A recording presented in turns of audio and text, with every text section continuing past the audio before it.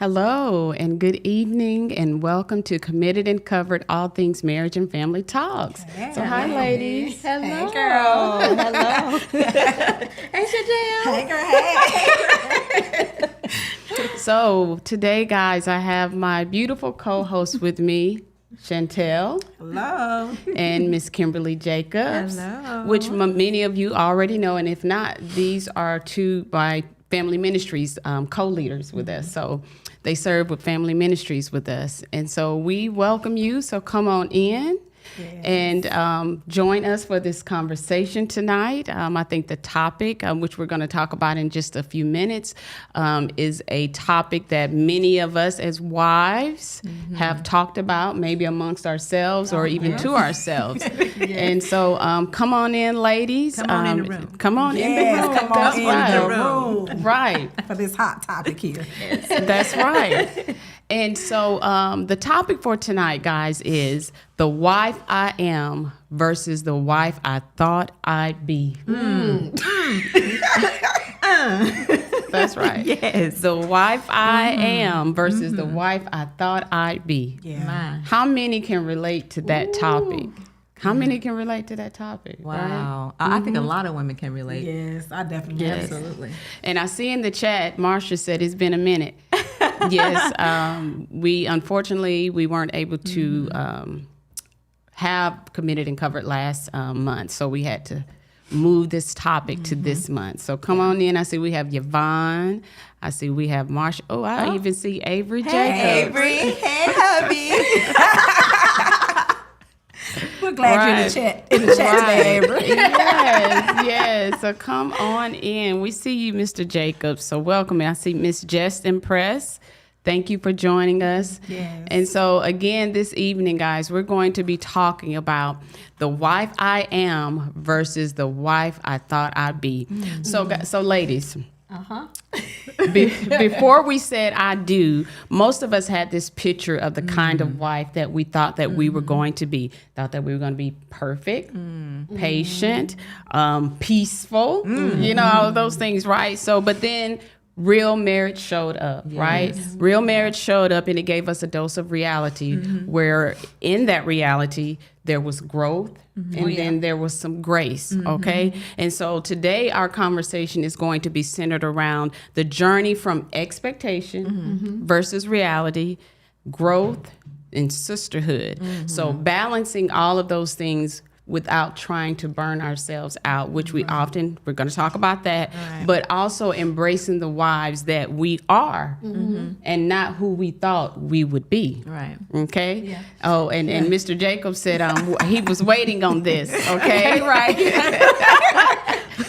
And I see MN7273, that's Malcolm, brother Elder Taylor. Hello, Etta Taylor. Taylor. Welcome to the room. So yes, thank you. And I see others are joining. So yeah, so okay, so we always start out with an icebreaker, right? And so the icebreaker is, before I said I do, I thought being a wife meant. So before you said I do, ladies, what did you think I do? What marriage meant before you said I do? It doesn't matter. I'll go. Well, for me, I'm a big fan of the Cosby Show. Okay. So, I can watch that show over and over again. So my ideal was, I was Claire Huxtable. Oh, okay. Okay. And my spouse, husband now, will be what's the not about to say Cleotis, but Cliff. Okay. And where they wake up in the morning, the husband and wife get coffee together, they drink it, they off to their careers and jobs, they come home and wife cooks and all that stuff. Everybody's happy, the kids come around the table, and then at night there's a nightcap between the husband and wife. The whole Perfect Right, the perfect, scenario. right. So that to me was my ideal of marriage is going to be like that. Two wonderful, successful Black couples, Right. just happy and enjoying each other. Everything is wonderful. Everything is beautiful. You may have a little spout here and there, but at the end of the day, it's just roses. So for me, that was the image I had. The Huxtables, they messed it up for The us. man. Huxtables messed us up. But although we know that they wanted to show a positive Black Right, family, and I can appreciate that. Right. But also at the same time, we know that spouses go through different trials and Absolutely. tribulations, and they didn't really focus on that. They didn't. No. And so we could, on the outside, be like, man, that's a perfect family. Right. Yeah. Outside of the children. Absolutely. Yeah, acting the up. children Right. had the problems, not the Right. husband and wife. Right. Yeah. Right. Right. So mine is a little different. I thought the wife that I thought I had to be silent. Oh. Like I thought, like and not in a controlling sense, but Right. like you just kind of take the back seat. You let your husband drive. So I had a misconception of what submission looked like. That submission Okay. just means, hey, you just fall back, you let your husband lead, Yeah. and you just be the quiet, docile wife Right. in the room.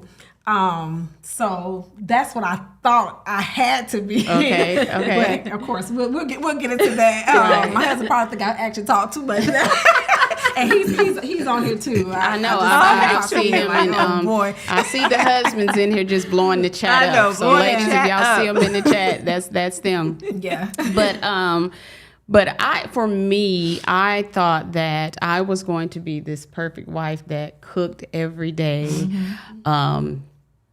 made up the bed every day. I clean house now. I'm a clean person, but I Right. just thought that I was going to be this perfect wife. It was going to be meal prepared every day, and that like you, kind of like the Huxtables, but I wouldn't say without any conflict, but I just felt like, I was going to, go to work, come home, have dinner on the table, and we sit and we laugh and we talk about, oh, how was your day? And those things like that. Yeah. So that's what I thought. But I'm also seeing in the chat, I saw that Marsha said that she thought that she didn't find herself being married in a blended family. I think I saw that there. Yeah. And she also says that's because during that era, spouses didn't show when they were having issues. Yeah, that's true. And that's that's exactly true. So And that's yeah. true. And I can relate to that, Marsha, because growing up, I never saw my parents argue. Oh wow. They never argued until I realized that they did. They just never did it in Behind, front of right. us. But Mom said, hey, they had some some drag drag out, throw down. Right. arguments, but they never did that with us. So that can be good and bad. Yeah. Especially because you're thinking you're going Right. to a marriage where, we're never going to have arguments or Yeah. disagreements. And when it happens, you're like, wait a minute, this is not right, Right. So yeah. And Velma says, I thought marriage would be blissful, working together peacefully with children, well behaved, and no arguments. The children. So basically what we're saying, we all had this idea of the type of wives we thought that we were going to be. But now, guys, how long did it take you to realize that picture wasn't exactly reality? So how long did it take for you all to realize that within your marriage? Because I've been married 27 years, going on 28. Almost 20. And 25. Okay, 25. So for me, it took the first year. It took the first week. And I'll tell y'all why. So, well, and not the silent part, but a lot of what you all are saying, those expectations of just feeling like you had to be the perfect wife. So, Troy, you wouldn't mind me sharing this story. But so when we first got married, like I would say like the first maybe week or two, I was like you, Nicole. Like, you wake up, you make breakfast, before you go to work, you prepare lunch to take with you, and then you come home and you cook dinner, right? And so what happened in my home is that my husband, he kind of got used to that rhythm, right? I started something, right? And so I remember one evening, I got off from work. You work 8 to 4:30ish or whatever. So I came home and I was tired. So I took thank you, ladies. Put in the chat how long you've been married. I appreciate that. Thank you. Go ahead. So I came home and I took a nap. And so my nap went over, it was probably maybe like 8:30. So when I woke up, Troy was sitting in the living room on the couch and he was upset. Okay. And he was upset because he was hungry. And so my head spit around like, you're a grown man. Why you like you couldn't make a sandwich, like you couldn't like you're really waiting on me, and I was like, I cannot. But see, you had them spoiled. You started something and the expectation, and that's in our topic. Remember, expectation versus reality. Reality. So I learned very quickly that I could not live up to that expectation. And I don't think that he expected me to, but for him, it's like, hey, well, you doing this. Let's do it. Yeah, absolutely. Right. And so I just remember going to the kitchen and I made him a sandwich, but I think I was throwing bread and cheese all over the kitchen. But was it, okay, so what you're saying is you started this, but in your mind, okay, I took a nap. I didn't get to do it, but it's okay if I didn't make the sandwich this time. It was okay or dinner, because dinner probably wouldn't have been a sandwich, but that's just what it happened to be because I overslept. But I think the biggest issue for me was that, man, you Joy just said sit there wasn't here, any bread. you will sit here and not eat because you're waiting on me, and I didn't want to carry that burden of that responsibility. Like, okay, because what if something happens to me? You just not gonna survive, So it was more so from that standpoint. And I think it goes back to, I think we all have heard it. Don't start something you can't finish. You probably heard this before you got married. Aunt used to say the that. aunts, your moms, Yeah. some wife used to say that to you. Don't start something that you can't continue to do, because what happens is you'll start it, a year or two goes by, and then things shift, things change. That's true. So, yeah. So I would say for me, starting out, well, I've always, even when we dated, I cooked, right? So then when we got married, I cooked, but then school, work, and if you did any extracurricular activities, I played softball, and, I just felt like, but Malcolm was never one that really was, you got to have me a meal here, I will say that. But if I didn't, I felt like I didn't want anything to be said if I didn't, if I didn't have anything for us. But I think oftentimes as wives, where do we get that? Where are we getting this concept from? Is it something that we get, what we saw growing up, or from the church? Or, where do you think we get these expectations Claire from? Claire Hustle. I mean, is it like, is it media? Is it family? Where do we get these things from? Yeah, I wonder. I think you get it from, maybe you grew up that way, seeing your mom or your grandmother do everything, which kind of I did. And then, like, the women in my family, like, they were dominant. They did a lot. They worked and things like that. Not only worked outside the home, but kept everything together at home as well. So just, I think, living up to that expectation, of I can do it all. I can be the perfect wife, the perfect co-worker, or worker, and all that, mother and all that. Right, So right.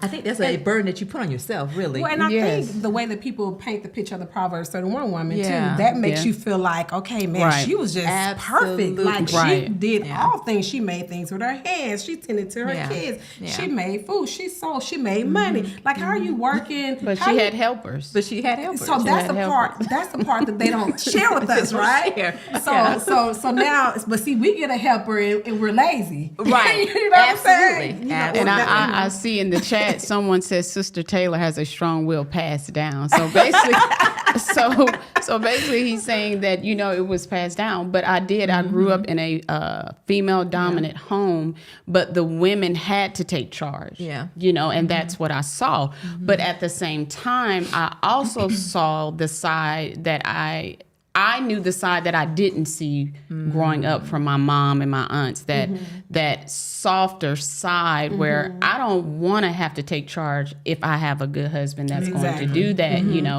But I think, and going back to the submission, the Proverbs woman, I think we oftentimes put the stress on ourselves to try to be superwoman. Right. By all the different things that we, the hats that we wear and the things that we do. So sometimes I even ask myself, is my husband or my family putting this expectation on me, or is it me? And I do think it's some, and then I do think it's partially me too, from Absolutely. wanting to be a good woman, a Right. good wife, a good mother, a good friend, and all of those things. Well, and I think that's a lot of it too, Nicole. Just as Christian women, we want to do things the right way. Right. You know what I'm saying? And sometimes we don't have that perfect example. Like, we may not have seen it all the way in our families, Right. Or I know for me, when you don't have a good picture, then you try to overcompensate to Yes. make up. You're like, okay, Yes. I don't want this, Right. so then I'll do it this way. But this way is just not balanced, you know. Right. So I think our hearts are in the right place and we just want to be Right. a good person. Right. Right. And Greta says, in talking about where do we get this from, it comes from different avenues: your upbringing, the media, as well as the Jones, trying to keep up with the Jones. That's true. And Love KP said partly from family, partly from media. So guys, keep posting it in the chat. And our moderator Kim, if I may miss something, we may miss it, just pull it up for us. That way we can see it. And then Marsha says, I was that way also, but it caused conflict in my marriage because I was seen as to control. Yeah. And Yvonne says, my husband says, no, it's not an option. You can do all things. Oh, okay. Well, some husbands feel that way, but that's why we're here to talk about it, Yeah. And so even in talking about that, when we talk about redefining our roles, what does a partnership look like now from your perspectives? Like, what does that partnership look like? We talked a little bit about at the beginning of our marriage, but where we are now in our marriage, 20-something years, how has it changed? How has that role been redefined, Well, I think- like from your perspective? From my perspective, early on in the marriage, I would try to do, just doing everything, making sure everything was done. I wouldn't voice my opinion on anything, scared that, if I say something, then that means I'm not fulfilling that role as a good wife. Now, I think at the 10-year mark, especially when you started having children, That yeah, part. that that to me, part, yeah. I think That's the that's game when the changer. shift. And, Oh, and yeah. I think it was like really eye-opening once you started having children, because now you have this other person that you have to take care of Right. or see about, or somebody that needs you, Right. versus also your husband needing you. So a lot of times I would sit there like, oh my goodness, I have kids, then they're demanding, then you have your husband, and you felt bad, even sometimes to this day, feeling bad to say, hey guys, I am overwhelmed. I need a minute to just take a little breather. And luckily, praise God, I have a husband that was like, okay, go ahead, But, So great points that you're bringing up, and hold that, we're coming back. We have a question from McKay, and the question is, what does submission look like in a healthy Christian marriage? Well, if we talked about the Proverbs 31 woman, right? And for me, what I consider to be a healthy Christian marriage is both my husband and I, we talk about what works for us. Yeah. What the expectation is that he have for me and my expectation that I have for him. Now, at the beginning, we didn't really talk about those things. But as we grew in our marriage, we had to start talking about, well, what is the expectation you have of me? And so for me, I feel that every couple has their own expectations within their marriage. And so, and what that looked like for them as far as submission in a healthy marriage will be different than it may be in your home and what your home. But if it works for your home, then to me, that's a healthy Christian marriage. If you both are coexisting together and making it happen with the expectations that you have for each other, if that makes sense. I love that. And I think too, I feel like submission first starts in a healthy Christian marriage. It first starts with each individual submitting to Christ first. Absolutely. Right. And by us submitting to Christ, then he shows us how to meet the needs of our spouse. But just that open communication, like Nicole said, like you have to know what the expectations are. Like, and it's gonna be different. It's gonna be different for everyone, and it's gonna be different at different seasons within your marriage because you change. Your needs, things that you needed earlier on, you don't necessarily need those things now. You know, so I think the most important thing is submitting to Christ, both parties submitting to Christ, and then he will help bring you all together to know. But submission does not mean like how I had this misconception that it means silence. You can't, you know, the man is the dominant party, and not in an abusive way, but like he's just, you know, very controlling. Yeah, they're the ones that had the voice and you didn't. But that's not how it's set up for my home. Now, it may be set up for some others' homes like that, but for my home, my husband respects my voice. Absolutely. And sometimes he doesn't always have the final say, so it depends on the situation. Sometimes I'm like, babe, you take this one.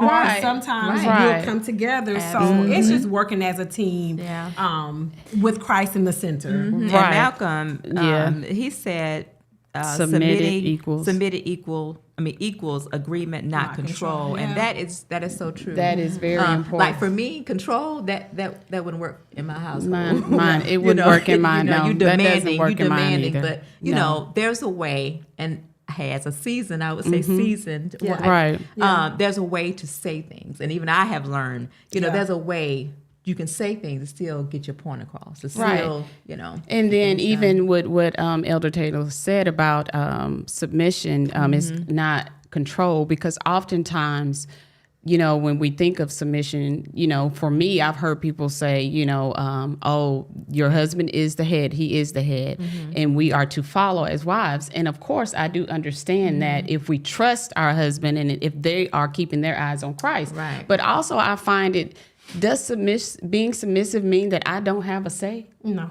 Just because I question something or have an opinion about it, does that mean I'm not being submissive as a wife? No. You know, because sometimes I feel like some people feel that as wives, being submissive is not saying anything. But the chat is blowing up. So the chat. So I got to go back to the chat, and I see that I like what Marsha says.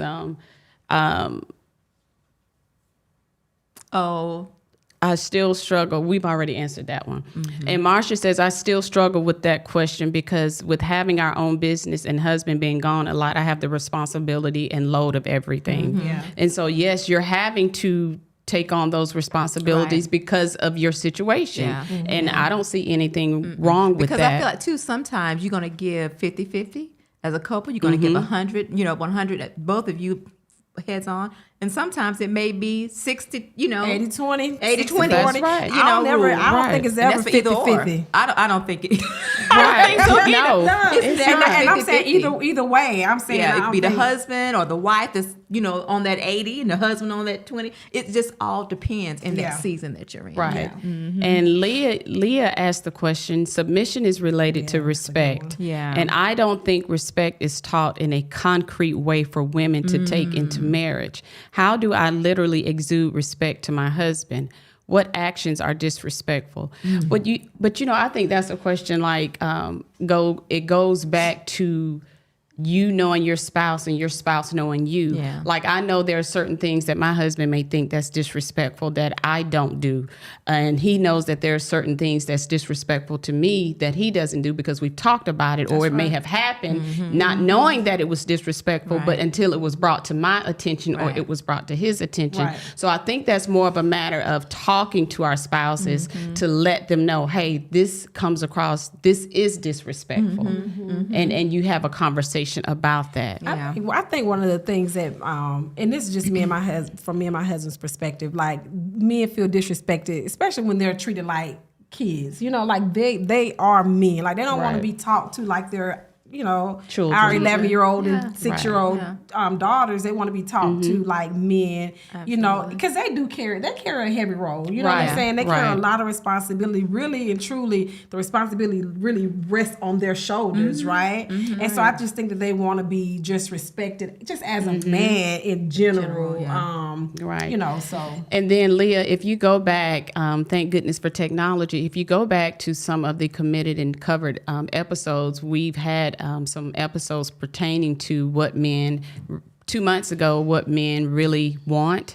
And we've even talked about expectations and respect. So if you go back and we've talked about some of those, if you want to get, go more in depth about it, but definitely, Chantel, no man wants to be treated as a child or that their mother is talking to them or just being disrespectful and demeaning them.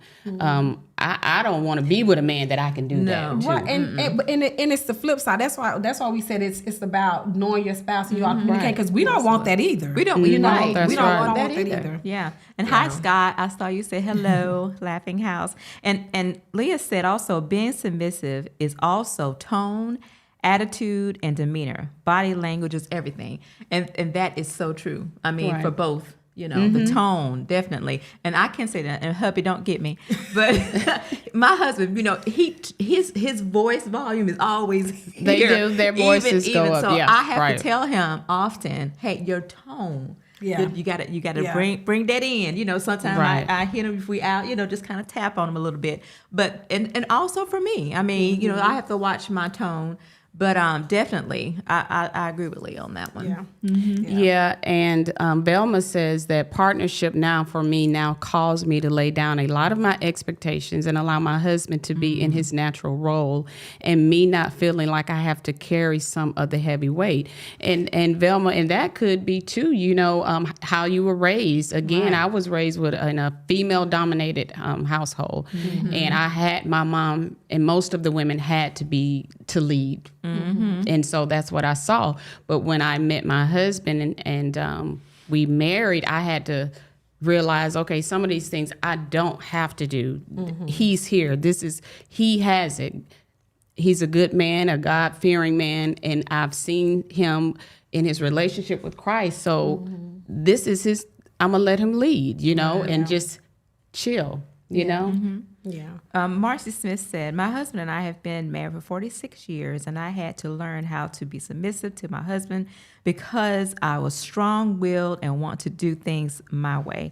So it was a long process for me. Marcy, this is the same thing for me. I mean, I had to learn how to, and I, because of just my personality, I like to make sure things are controlled this way, that way, that way. And sometimes my husband had to catch me like, look, you got to cool down a little bit, but yeah, I mean, it's the personality, and it's amazing how, God put two people together that are so different, to work it out, to work. I remember Troy hit me one day. He just looked me square in the face. He was like, "You just think you're perfect, don't you?" And I was like, "Ooh." Like I didn't, You didn't realize it. I didn't think that, but I could see how my actions will make you feel that way. Like you just think you could do it so much better, don't you? I was like, I had to eat those words, but I had to fix myself because that one hit hard, because that's how we present ourselves. Like we perfect. just, we just have. It's like you won't even ask for help. Like, why are you getting the groceries out the car? Goodness. I'm sitting right here. You'll walk by me, but you'll walk by me mad with the groceries, but you never opened your mouth to ask me to get the groceries. You know, and that's just but that was a hidden expectation. You didn't tell him, but you wanted him to without saying. Without saying it, but that's not fair to him. Yeah, because it's that's like, right. so what are you mad That's about? right. So he had to check me. Yes. Why are you mad? Yeah. You didn't even ask. You didn't even. Right. But you throwing frying pans and all kinds of But stuff. I think it just to goes kinda, back to feeling like you have to be superwoman. have You to have be to do it superwoman. all. Yes. Like, and it really, y'all, honestly, we just want to be real. It's layered in pride. Right. Oh, You know what I'm saying? absolutely. It's laced in Yeah. pride. Right. and you say I shouldn't have to ask you. I shouldn't have to ask you, but I'm too prideful to ask you, and knowing that I need help with these Right. bags. So you just Right. take the 3 trips. Take the 3 trips to the car. Yeah. There you go. know? And I like what Karen says. She says, sometimes I have to be told I am not in my classroom with your students, right? Yes, right. yes, And yes. that's so true. Like, in your, that's Yes. another thing. If your profession as a wife is, like my profession, I'm with men mostly, and it's demanding. So when I get home, I have to turn that switch off a little Turn bit it off, to say, yes. hey, look, you can't do that in here, Right. So it's definitely different. Yeah. So you touched on this, Kim, about when we had children and how that changes the dynamic of the help factor. So did you guys, ladies, expect your husbands to help with the kids and cleaning up, things like absolutely. that? Oh, absolutely. Yeah. I mean, I expected it.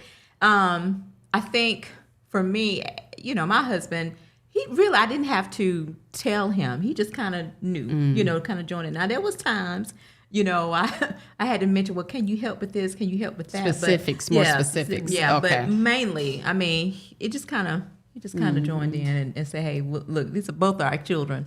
Right, and this is for anyone, ladies, if you're listening and you have younger kids or pregnant now, or any single ladies, these are just some things that we're discussing because we've been married for a while, and these are just some helpful conversations to talk about. Again, we're talking about the wives I am versus the wife that we thought we were going to be, with the expectation versus reality that we experience in our marriage.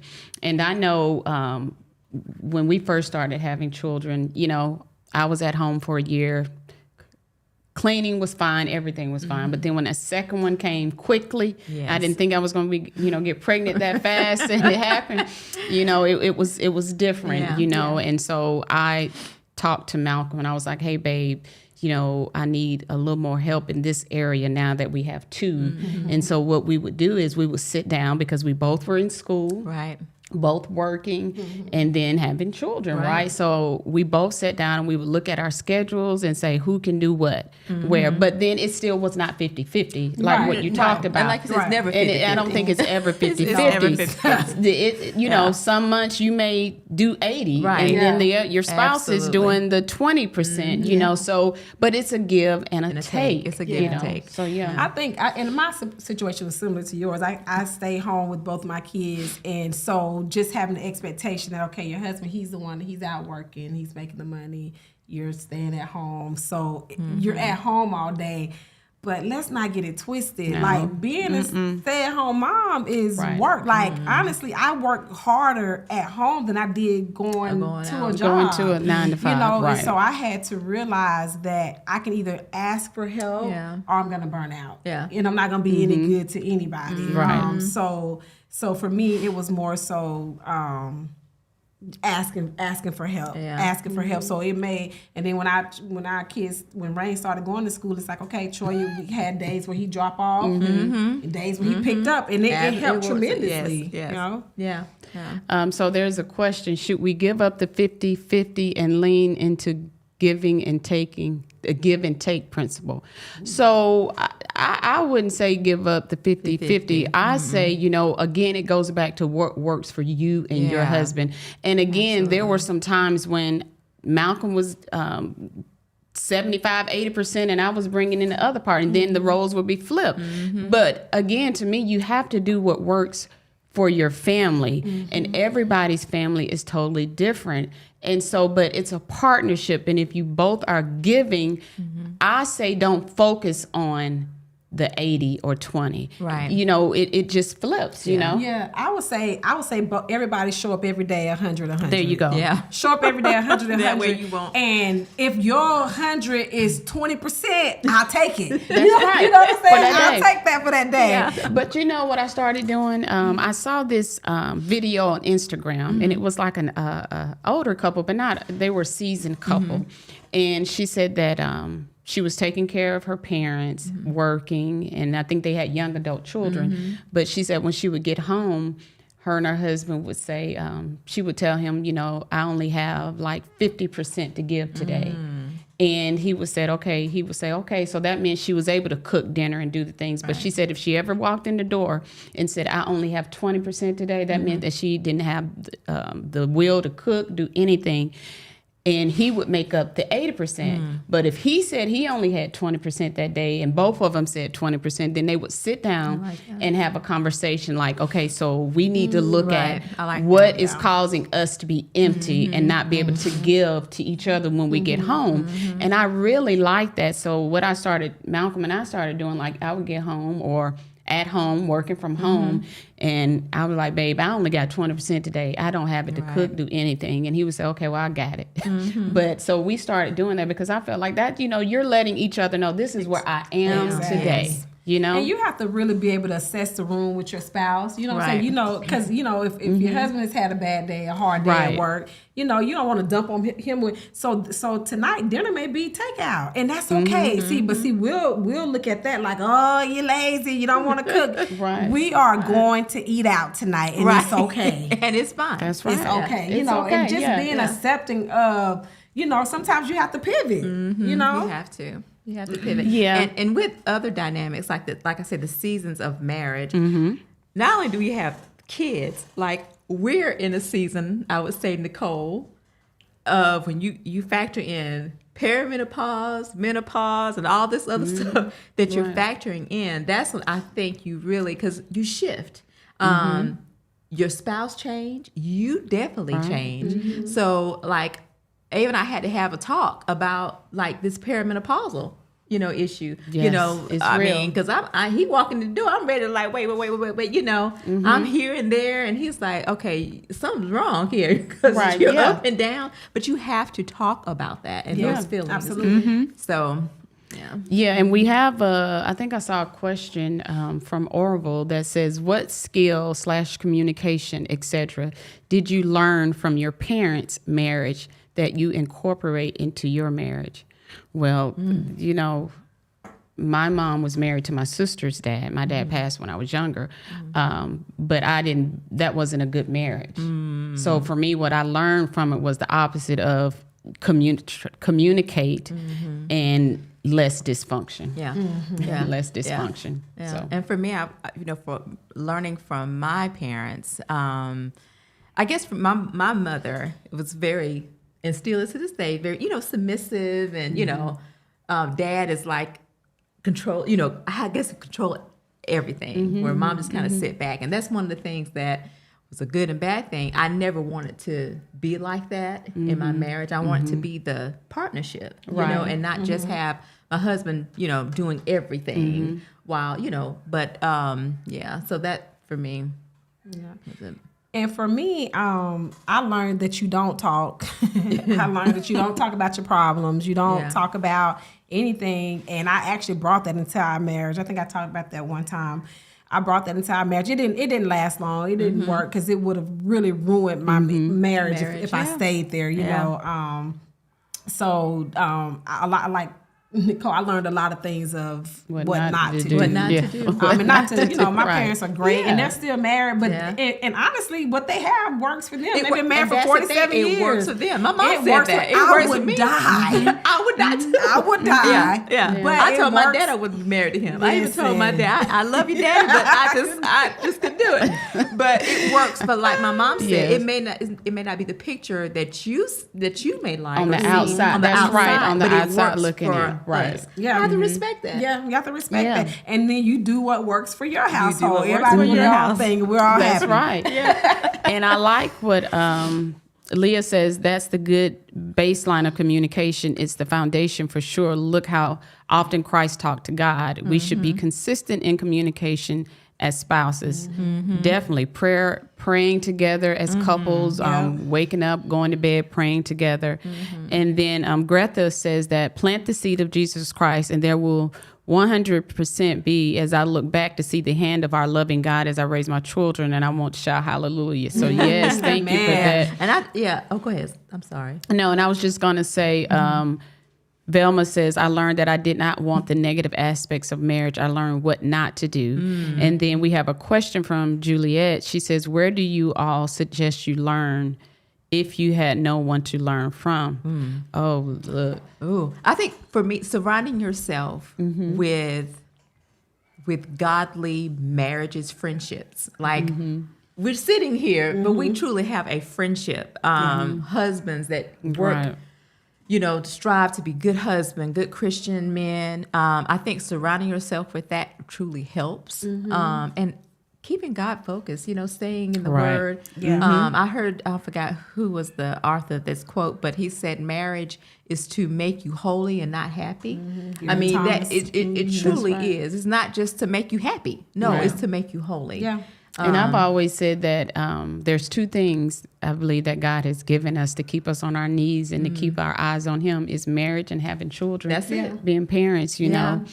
That same author, he said, that was in Sacred Marriage. He also said that marriage is the hardest ministry because you have two sinful people coming together trying to make something like the Hustables. Two imperfect people. Two imperfect people coming together. So you're gonna have issues, but you learn how, with Christ in the center, how to work through those issues. That was beautiful what you said. Right. And I like what our brother Scott said. Scott says you take the pieces that work for your family and discard the pieces that don't. That's it, so Scott. Yes. Yeah. Because everybody's going to bring in baggage, and you don't know if it's good or bad until you test it, right? Until it happens, right? And you learn from experience. Yeah, because our parents' DNA runs in us. You know what I'm saying? I think Pastor Snell said one day, you got two crazies coming together, like so we'll fix it, we'll work it out. But yes. So we've talked about submission, communication in our marriages, and our roles and expectations in our marriage, and what we thought or what we think and those things. So, and we've also talked about finding our voice. We talked about that a little bit, but I do believe in a marriage that it's important that as wives and even as husbands that, because there are some husbands that don't have a voice or don't feel like they have a voice. But as women, I believe that we have a voice, but that voice needs to be heard in a loving, kind manner. Not saying that it's always been that way. Right. But we need to be able to share how we're feeling in a loving and kind way. It's a scripture that says, Proverbs 31, verse 26 says, she speaks with wisdom and faithful instruction is on her tongue. So we can find our voices in our marriage, but speaking truth and love and using that wisdom. And I'm still learning that today. But we're all growing. We're all growing. Somebody said 46 years, and she's still trying to learn how to be that submissive wife. I don't think that it's something that you're going to ever conquer. No. Like, it's not going to be, okay, we finally arrived, because we're evolving. Like, we're changing every year. You know what I'm saying? Every year. We're changing. So we're not even the same. I'm not the same woman that Troy married 20 years ago, and vice versa. Absolutely. We do. And we stay evolving. Leah asked a question. She says, do you think anyone is ever prepared for marriage, or are you learning as you go until death do you part? No, I think it's just like having children. You will never fully prepared for the real marriage or the real parenting, how to really parent. I don't think you're ready for that ever. They can have you can read all the books and go to all the seminars. That helps, but until you get into the marriage and going through your seasons and things like that, I think that's that's when you learn. That you're getting that experience. I like on the job training. I liken it to what we went to school for. We went to college, and my background is education, and all the theory is there. Getting all of the resources and the help, but until I got into that. When I got in that classroom, I was like, ooh, this theory wasn't helping. Right. That's right. They didn't say that in that book. No, but I believe that we do have tools, though. Definitely, I believe in premarital counseling. Absolutely. Having someone that you can trust as a mentor, that you can guide, that can guide you. But again, as Kim said, the best teacher is going to be experience, but also I do believe there's some things that you don't have to experience. There are free lessons that you can get from people that you love and trust, and that will be honest with you. But then there's times when we want a bought lesson. We don't care. We don't want to listen, so we just go out there and make these mistakes.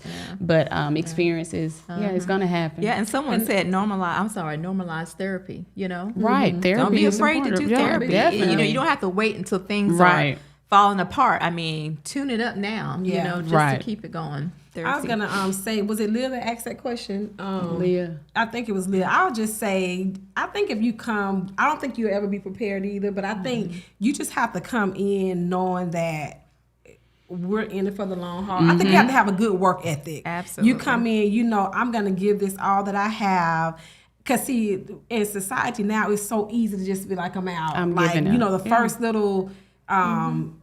What's it called? They getting divorced for irreconcilable differences. The first time we have a disagreement, like I'm out. We make it so simple. But if you know that, first of all, I'll go a step further. You can be prepared for marriage if you know that you're marrying the person that God has sent to you. Like you can't just be out here just marrying anybody. You know what I'm saying? Wait on God to give you that person. But just be willing to.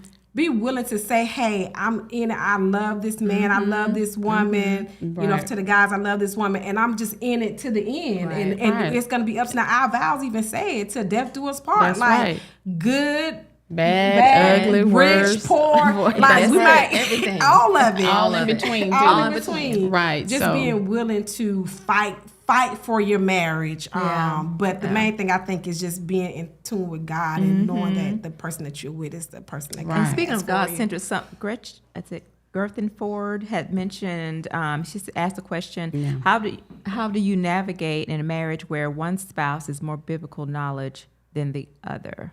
Well, I mean, I'll be honest. My husband is more well-versed in the Bible than me, but I still feel that we're equally yoked. He has his perspective on it. I have my perspective. He teaches me things. I teach him things that he probably didn't think about. So I don't feel that has, unless you were meaning something different, totally different in terms of maybe if one spouse is more spiritual than the other, or, so if you need to clarify that, please do. But I don't believe that should affect a marriage, in that sense. As long as it's just God-centered. Like That's I often say, how do marriages survive without God in it? I mean, I can't even imagine being married to Avery and he's not a godly man, or at least, you know what I'm saying? Praying. I don't see how. But sometimes, and I don't know where this question was leading to. I'm not sure, but sometimes I know I have not my personal experience, but I know some people who've been in relationships where there is one person that seems to be more biblically sound. Maybe more spiritual. Spiritual. And so, but they'll use that to weaponize the relationship. Okay. And so in a situation like that, I'll say, hey, just get in the word, because that, put on the full armor of God. So you can be prepared for the war. But and getting counseling, mentors. But if you have a husband that's spiritually leading, like that's amazing. Like I honestly kind of want that from my husband. Absolutely. You know what I'm saying? Because that's my covering. I want that. That's right. And so we've talked about being superwoman, the superwoman trap, feeling that we can do it all or trying to do it all on our own. But how can we as women rest without quitting the purpose of our family responsibilities? Because as women, even though, we talk about expectations, there's just things that I know I'm going to do for my family, right? I'm going to cook, even though I may not cook every day anymore. I'm going to cook. I'm going to pray over, those motherly things. But how do we find rest without quitting those responsibilities? Because we feel like we have that superwoman syndrome, Oh, quitting is an option. I know. No. Well, when I say being able to rest without just, I'm not doing anything anymore. Yeah. Quitting those responsibilities as Just a take a wife. time out. You have to open your mouth and say, hey, I need a time out. I need a break. Just like with some men, I know my husband, he when he comes home, he has to have at least a good 30 minutes to kind of wind down. Me too. Now, I may not need that. But when it comes to bedtime, about 9 o'clock, I'm going downhill. but I think just opening your mouth and just say, hey, I need a timeout. Or once again, having girlfriends that you can say, hey, let's go out for a girls' night out, or let's go to the spa. Like doing those things that truly helps. And I think too, knowing like what is your motive? Like, are we doing these things? Because a lot of times it's insecurities within us that we feel like, okay, the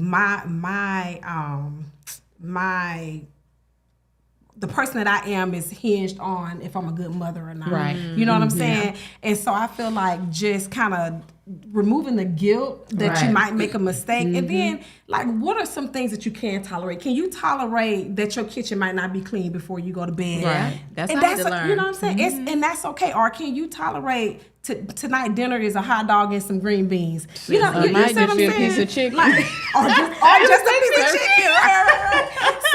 So I feel like a lot of times we have to remove the guilt and the expectations that we put on ourselves. We put these things on ourselves. We do. I run. That's one of the things that I do. I have a good friend, Donna Peters, who taught me how to run.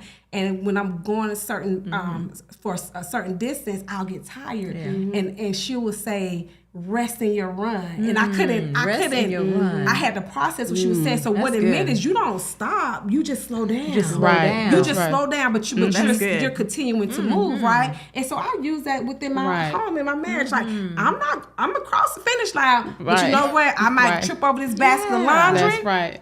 I might have to eat off a paper plate because some dishes ain't clean. You know what I'm saying? Or we may be ordering carry out. I'm still running, but I'm resting. Yes, right. So or may say I get you in the morning instead of the night. Right.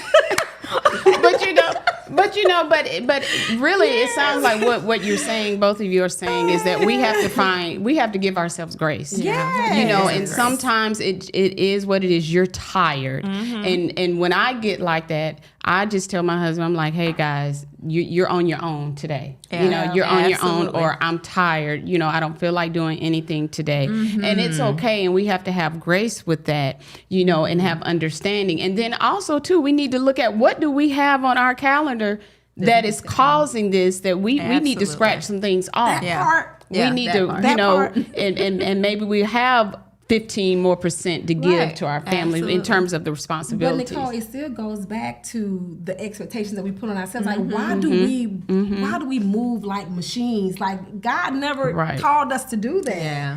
Even when it's time for a Sabbath rest, we don't even do that. Right. So of course you're gonna be burned out. That's true. Yeah, that's true. But I like that resting in your room. Somebody said, what the kid, what shirt? What they Young folks do that. Yeah. So we only have a few more minutes left, guys, ladies. So we only have a few more minutes, but I want to touch on sisterhood in marriage. Like women, we're cheering each other on, and having this. Sometimes we've had this comparison game. In our marriages, in our careers, and even as a parent, motherhood. But just we have to create this safe space because I've been in the bathroom or somewhere where, there's a conversation going on, but no one really wants to say the truth of the matter until one person may say, "Ooh, I'm having a hard time with these kids," and then someone opens up, I really need help in this. But why do we feel as women that we act like we're super women, but then we act like we can't just take down this facade that we got it all together when we don't. because I really feel that it's important as women that, you know, we can be there for each other in ways. And I'm not saying you got to know each other's business. What I'm saying is that there is no comparison. Yeah. What you do is what you do. Yeah. Because, I mean, I know Kim is a great organizer, you know, great organizer, the sweetest person. And I'm looking at in my cabinet is like, honey, you might find some seasonings from 10 years ago, okay? And Chantel, too. Chantel has get you to think about things a different way. She pushes you with your health and things like that. Because if not, if it wasn't for the challenges, I would be on the couch. Yes. Yeah. And that's the blessing. And I am so blessed to have a sisterhood, you know, that I could confide in. I mean, you guys, I have a couple other, you know, my sister friends, Yen and all them that really, I know I can come to you guys in confidence. It's going to stay right there. You don't even go to your husband with some of the stuff. You know what I'm saying? And there's no judgment. Right. And I think if you can have that is great. To have that type of sisterhood that you can kind of give you a different perspective. There have been times where, you know, my girlfriends, you know, Nick and Yen, they had to say, okay, you need to reel that back. You need to go back and apologize, and you need to, you know, and you need that to say, hey, you're wrong in this. Right. Oh yeah, you did that good. You know. Yeah. And I see we have a quick question. Oh, yeah, I'm sorry. Well, I was Go going to ahead. say, I think one of my breakthroughs with the comparison thing is just realizing that we all are crazy. I'm not going to compare my crazy to somebody somebody that's else. crazy. So I was over that. I was like, you know what? We all crazy. I Right, may choose right. to share That's mine. it. You may not choose to share Look. yours. That's you be Yeah. crazy by yourself. There you but, go. But I'm crazy. I'm struggling. I need help, and it's That's okay. it. And it's okay. So I'm still standing. That's right. And you're right. I mean, we shouldn't put that pressure on us, you know. Yeah. But I think your pronunciation of her name is Marcy. She says, this is a personal question, ladies. How do you find time for intimacy when you feel a little burnt out from the day's hustle and bustle? Ooh, Marcy. That is a good question, Marcy. That's a but, question of the day, probably. But you know, and this is just my personal belief. My personal belief. As wives, we are tired from the hustle and bustle, but we've given all of this 85, 90% with the hustle and bustle, whatever that is, before you get home. So I look at it as when you get home and your husband is in need and wanting of you sexually, that we have to muster up the percentage, some additional percent to give to them, because that's our husband and that's who God has given us. And, you know, there are times, and I'm going to just keep it real. There are times when I am dirt tired. And when I'm dirt tired, I tell my husband, you got to do all the work, okay? It's called you sleepy sex. just a sleepy sex, quick sex, whatever you want to call it. But when I'm dirt tired, because I don't want to turn him down, but I tell him, babe, I'm tired, but you're going to have to do all the work, and vice versa. Now, are there times when, you know, you just like, ooh, sometimes we're both tired and we can tell this is going to be a bad experience because we're both so tired that we say, you know, we're going to pick this back up tomorrow or in the wee hours of the night. But I do feel like that's the conversation that, you know, you and your spouse can have and how you all work that out. Because again, my household is different. Yeah. If I'm just dirt tired, we both know that we set it aside and come back. Or who has the most energy. Yeah. That's how we do it. And Marcy, you know, I can relate because I still kind of somewhat struggle in that area. And it's been 25 years because of the season that I'm in, you know, the perimenopausal and all that season. It's just, you got to kind of have that conversation and just talk about maybe the frequency and all that stuff again. I mean, that's always an ongoing conversation. 5 years, 10 years, 15 years, just an ongoing conversation. And I think just to get to kind of buffer through the hustle and bustle, just kind of slow down and take a vacation, do a weekend getaway. Because I feel like we give so much of, you know, ourselves to outside of our home, and then we come home and give them what's left of us. That's right. And I have an issue with that per se. So it's like I just have to muster up the strength to be able to give that same amount as much as you can, because I know we have to work and things like that. Yeah. But man, our home is our first ministry, and we have to just really prioritize that thing, and you know, just sleepy, man. I'm sleepy, but I'm gotta not gonna take tell care you of my no. boo. said TMI. Oh, TMI no. mouth. He says TMI, but he loves it. That's right. He loves it, though. You know, and and what Chantel is saying, you know, you got to take care of your home. Yeah. And I'm not saying that as women we don't do a lot, because we've talked about that this evening and that we're tired. But at the end of the day, your family is your first priority. And so whatever you got to do before you get home, if you got to muster up some percentage of strength, I say go ahead and do it. Now that's just real talk, like I'm telling you, that's just honest opinion. But before we close out, guys, I want to read this scripture. And it's from Galatians chapter 6, verses 9 and 10. And it says, "Let us not become weary in doing good, for at the proper time we will reap a harvest if we do not give up. Therefore, as we have opportunity, let us do good to all people, especially to those who belong to the family of believers." And so again, we don't want to compare. We want to support each other. We want to encourage. We want to take care of our marriages. Whatever we can do as wives to support our husbands, wives to support each other in sisterhood. That's what we need to do. But in going back to the title, which was The Wife I Am versus The Wife I Thought I Was Going to Be. Guys, even though that title is a cute title, but we have each grown. And if you've been married for a year, 2 years, however long, hopefully you've seen some growth.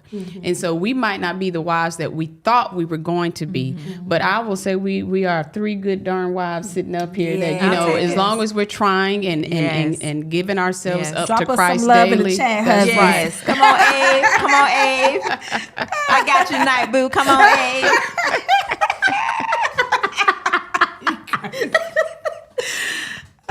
So, but Scott is saying there needs to be a 2-hour. Scott is always saying we need another episode of 2 hours. Can we do a rerun? Overtime. But thank you all so much for your comments. Thank We you, hope guys. that this has been a blessing to you. And check us out each month, Committed and Covered, all things marriage and family. So thank you for joining us and have a blessed evening. Bye-bye.